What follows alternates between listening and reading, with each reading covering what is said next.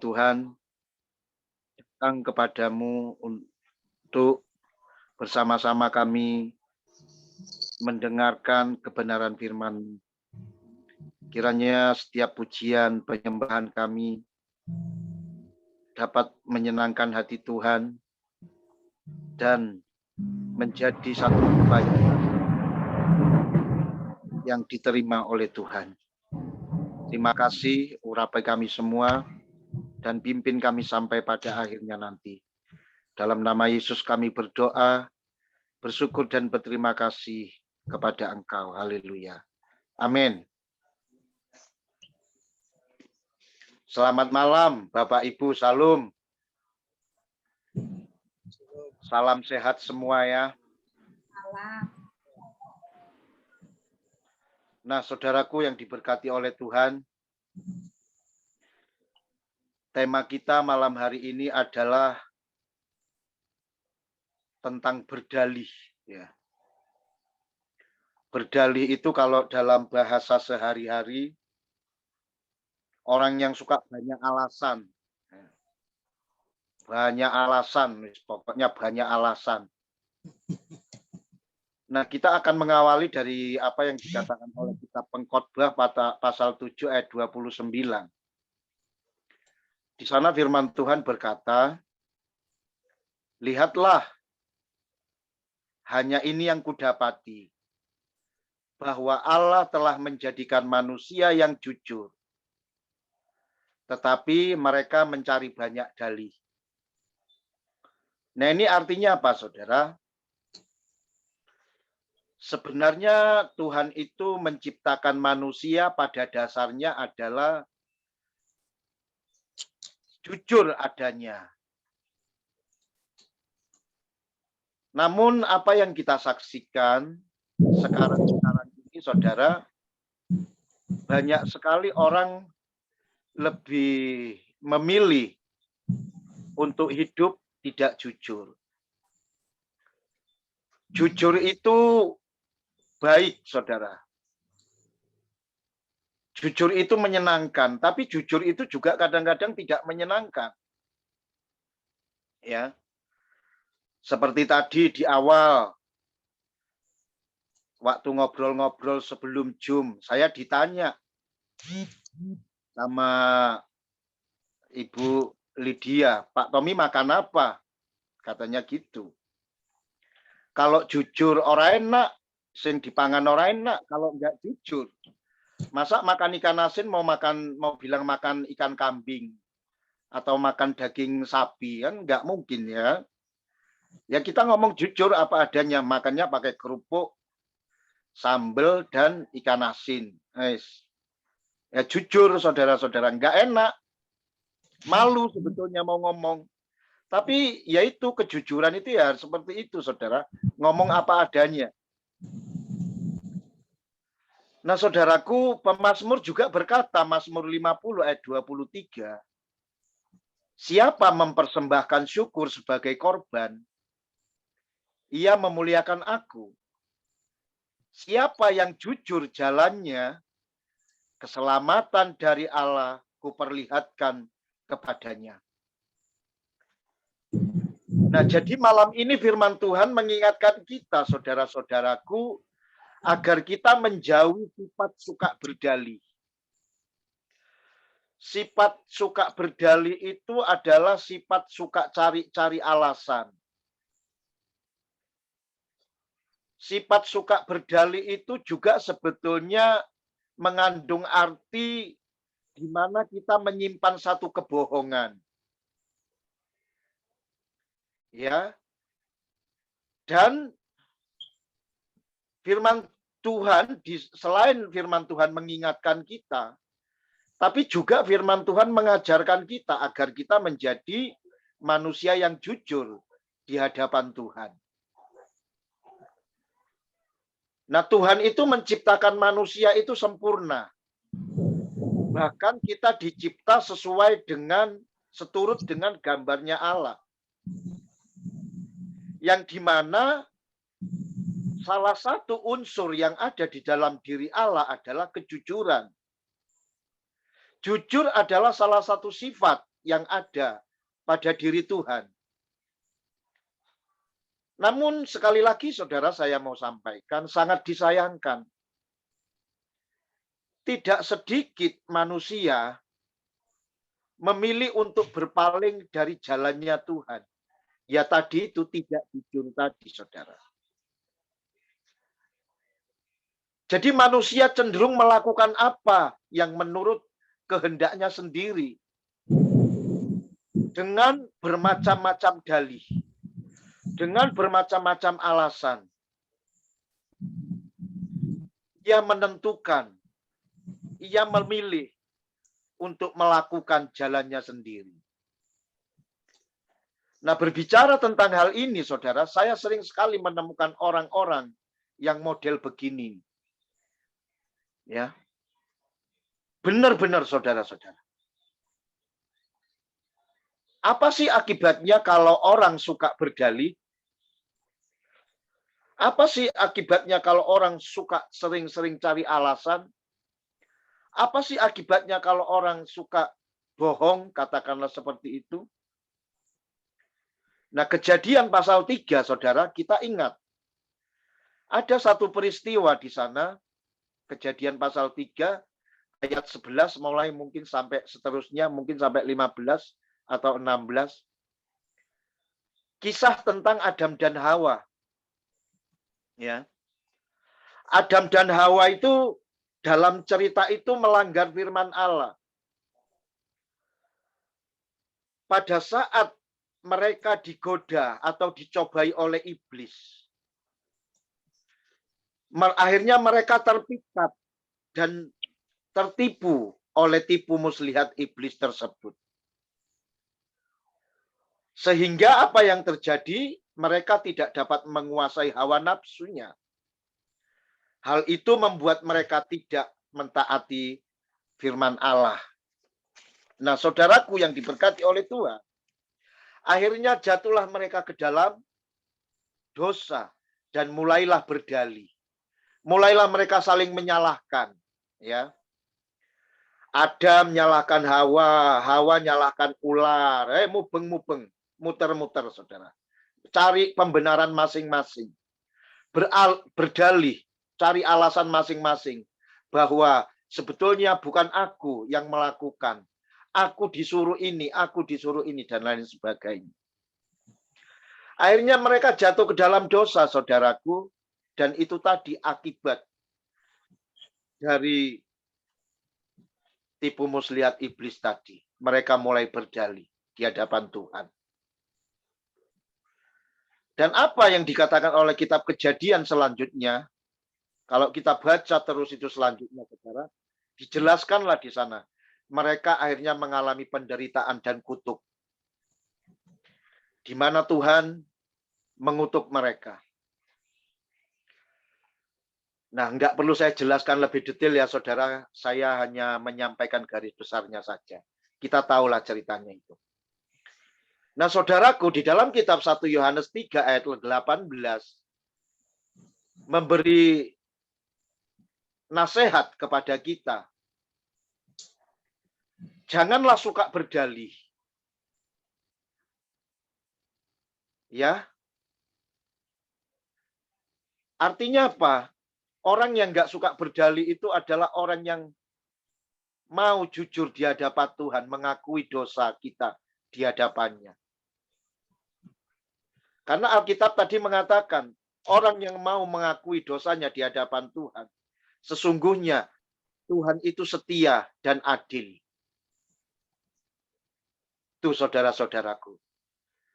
Jadi dalam hidup, jauhkanlah kita dari sikap atau sifat hidup suka berdalih, saling menyalahkan satu sama lain, tanpa kita mau mengintrospeksi diri kita apakah kita sebetulnya benar di hadapan Tuhan atau tidak. Banyak terjadi, saudara, persinggungan-persinggungan, banyak terjadi pertengkaran, banyak terjadi konflik, masalah, problema. Salah satu penyebabnya adalah karena tidak terbangunnya, ya, kebiasaan hidup jujur di dalam satu kelompok, dalam rumah tangga, dalam persaudaraan, dalam persahabatan, pertemanan, dan lain-lain sebagainya. Ada ketidakjujuran di sana. Makanya nggak heran saudara-saudaraku, sering terjadi akhirnya permusuhan. Sering akhirnya terjadi yang namanya tidak suka. Akhirnya memutuskan hubungan persahabatan, memutuskan hubungan persaudaraan satu dengan yang lainnya. Padahal itu akibat perbuatan diri kita sendiri. Ya. Kita memunculkan stigma yang tidak sehat kepada orang lain, yang tidak baik kepada orang lain. Dan ketika itu berbenturan, saudara, maka terjadilah yang namanya konflik itu tadi. Oleh karena itu, saudara, jujur itu lebih baik. Walaupun kadang-kadang tidak menyenangkan. Tapi itu akan lebih sangat mulia di hadapan Tuhan daripada kita membohongi diri kita sendiri. Saya suka dengan kalimat yang mengatakan, meminta itu malu, saudara. Ya. Tapi itu akan lebih mulia daripada kita mencuri. Kira-kira seperti itu gambarannya, saudara. Yang kedua, Bapak Ibu, kalau tadi yang pertama contohnya adalah Adam dan Hawa, saya memberikan contoh yang kedua dalam kitab Keluaran pasal 4 ayat 11 dan seterusnya. Musa juga di sana pernah berdalih. Musa itu pernah menolak melayani Tuhan. Dan dia mulai berdalih. Saat Musa dipanggil untuk melayani umatnya, Musa berdalih dan menolak, saudara. Akibatnya, di dalam Keluaran pasal 4 yang ayat yang ke-14, bangkitlah murka Tuhan kepada Musa. Di sini yang mau saya tekankan adalah saudara-saudara, ketidakjujuran akibat kita sering berdalih membuat alasan-alasan yang sebetulnya itu tidak berkenan di hadapan Tuhan, itu bisa membangkitkan murka Tuhan. Dan kita tahu, saudara, bagaimana sih Tuhan itu kalau murka? Ya, dia punya banyak cara untuk menyentil, katakanlah seperti menghukum umatnya. Punya banyak cara, berbeda-beda. Namun, janganlah sampai kiranya ini terjadi pada diri kita. Hanya oleh karena kita suka berdalih. Ya. Suka bikin-bikin alasan yang nggak menentu.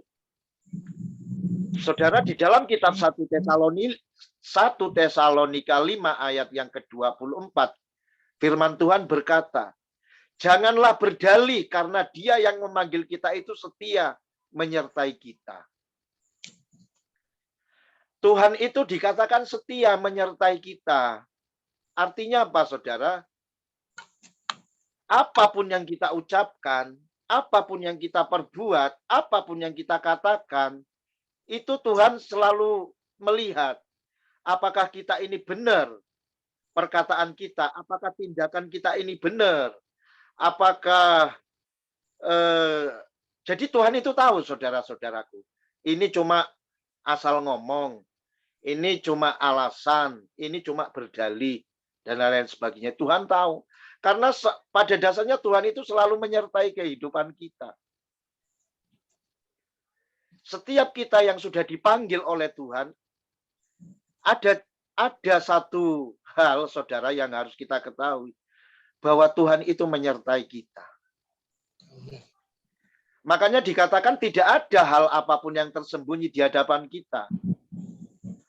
Kemana kita mau lari, kemana kita mau sembunyi, kemana kita mau berlindung, berteduh, itu Tuhan ada di sana.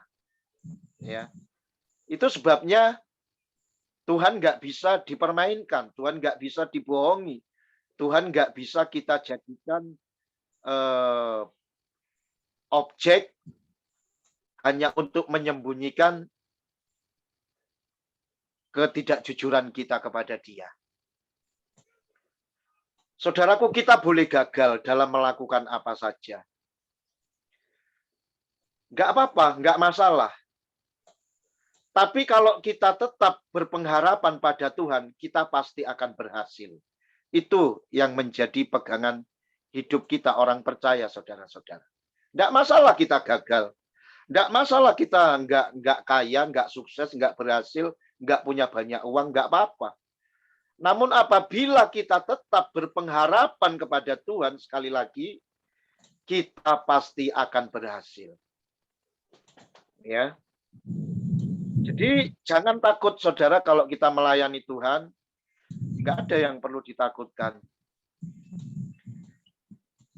Yang ketiga, Bapak Ibu, saudaraku yang diberkati oleh Tuhan. Ini ada lagi nih, ya, ada lagi orang yang suka berdalih nih.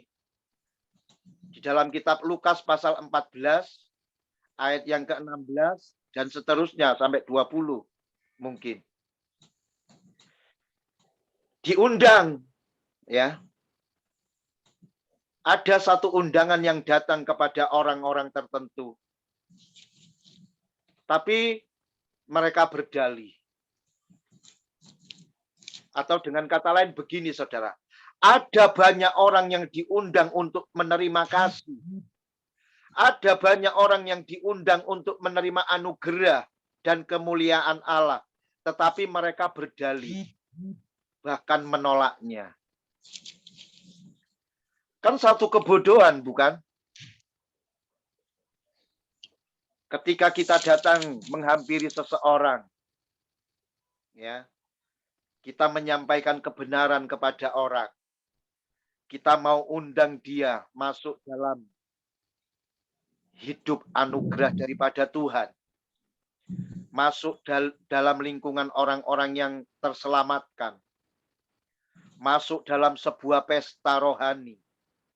Masuk dalam sebuah pestanya Tuhan. Tapi ada orang yang menolak. Enggak mau, enggak nerima, saudara. Mengapa itu bisa terjadi? Karena mereka ternyata lebih terpikat pada hal-hal duniawi, saudara. Ya. Terpikat dengan hal-hal yang duniawi dibanding dengan hal-hal yang rohani. Makanya saya mau mengatakan, saudaraku, dulu ada namanya grup band apa itu? Grup band apa sih itu? Yang dari luar negeri itu, yang ya dia berani berkata begini, saudara. Gereja setiap mereka konser, ya, mereka mengatakan gereja itu akan lebih tertarik melihat konser mereka daripada gereja. Dan suatu saat gereja akan kosong, saudara-saudara. Hanya untuk melihat penampilan mereka di panggung. Tapi akhirnya apa yang terjadi, saudara-saudara? Mereka secara terang-terangan melawan Tuhan di sana. Dan mereka akhirnya matinya nggak karu-karuan semua grup band itu. Semua personilnya mati nggak karu-karuan. Ada yang ditembak sama sama fansnya, ada yang narkoba, ada yang mati karena pokoknya nggak karu-karuan, saudara. Karena apa, saudara? Mereka banyak orang lebih tertarik hal-hal dunia. Sekarang di desa saya aja nggak usah jauh-jauh, saudara. Orang lebih milih dangdutan daripada milih ke gereja kalau hari Minggu. Contohnya seperti itu. Orang itu lebih memilih sesuatu yang duniawi daripada menyempatkan diri datang beribadah kepada Tuhan. Nah, akibatnya apa, saudara-saudara? Orang kalau sudah seperti ini, Matius 21 ayat 43 berkata, bahkan menasihatkan, janganlah menolak undangan raja di atas segala raja. Bila Anda tidak ingin kehilangan berkat terbesar dalam kehidupan ini. Jadi saudaraku yang diberkati oleh Tuhan, jangan pernah kita menolak undangan raja segala raja. Hari Minggu adalah hari tempat di mana kita harus beribadah. Ya. Kita punya jam-jam doa masing-masing. Baik pagi hari mungkin, siang hari, atau malam hari. Semua kita punya jam masing-masing. Sesuai dengan waktu kita yang ada. Jangan pernah kita meninggalkan itu, saudara-saudara. Tapi kita harus lebih setia untuk menjalani waktu-waktu yang ada ini, saudara. Kenapa? Karena kalau yang namanya orang diundang, pasti ada sesuatu di sana yang akan diberikan kepada kita. Ya.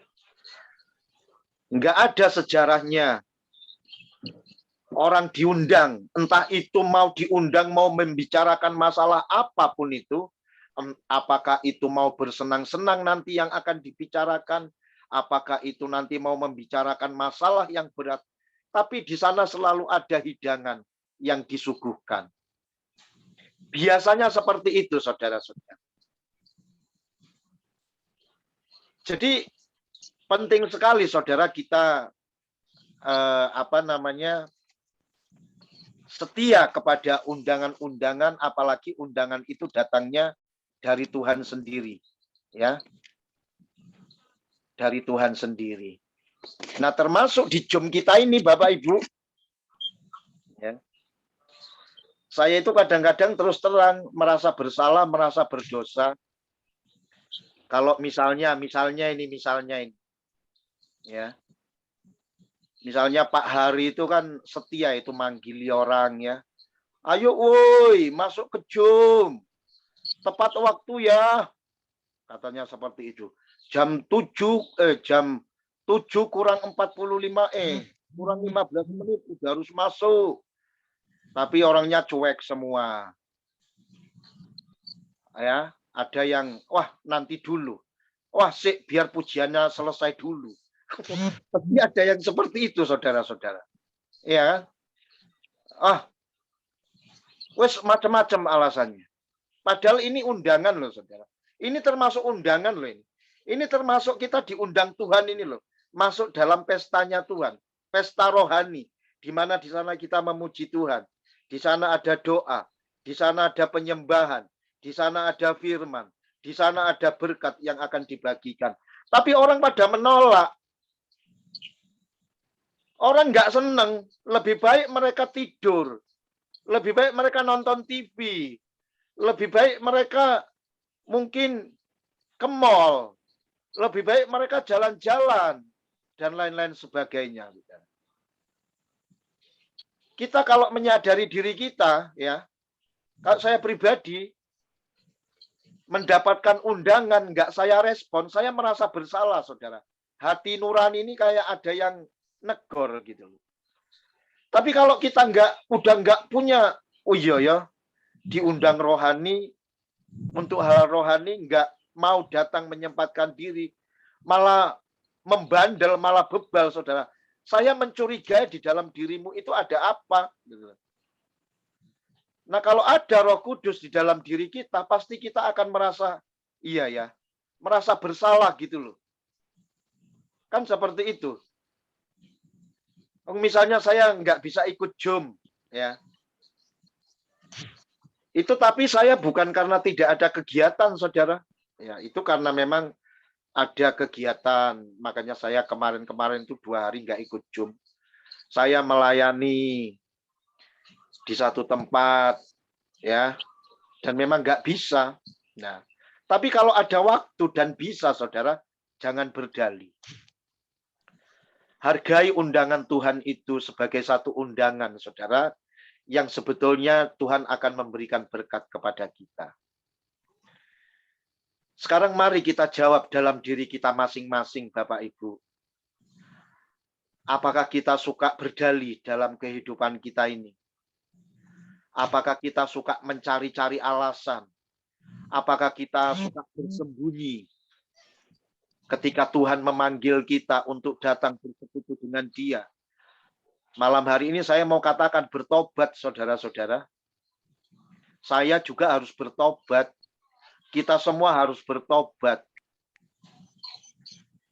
Saudaraku, hanya dengan kejujuranlah kita dapat hidup terlepas dari berbagai macam dalih atau alasan. Jadi kejujuran itulah yang bisa mengalahkan alasan-alasan kita yang gak jelas tadi.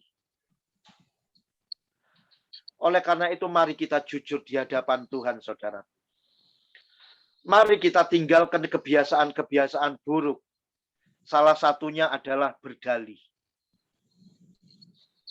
Nah, mulailah. Hiduplah jujur di hadapan Tuhan.